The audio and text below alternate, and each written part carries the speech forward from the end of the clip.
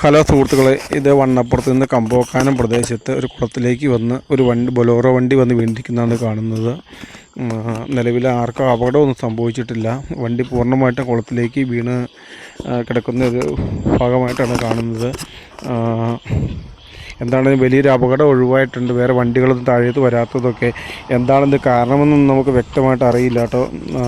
ആടെന്നാണേലും already police സ്റ്റേഷനിലേക്ക് ബന്ധപ്പെടാനായിട്ടോ എന്തോ കാര്യങ്ങളായിട്ട് പോയിട്ടുണ്ട്. ഒറ്റ ഒരാളെ വണ്ടിയിലുണ്ടായിരുന്നുള്ളൂ. അദ്ദേഹത്തിന് വലിയ പരിക്കുകളോ കാര്യങ്ങളോ ഒന്നും സംഭവിച്ചിട്ടില്ല. ഇങ്ങനെ കമ്പോക്കാനം ഷായിപ്പാപ്പൻ്റെ ഹോട്ടലിന് സമീപമായിട്ട് തൊട്ട് താഴെയായിട്ടുള്ള സ്ഥലമാട്ടോ.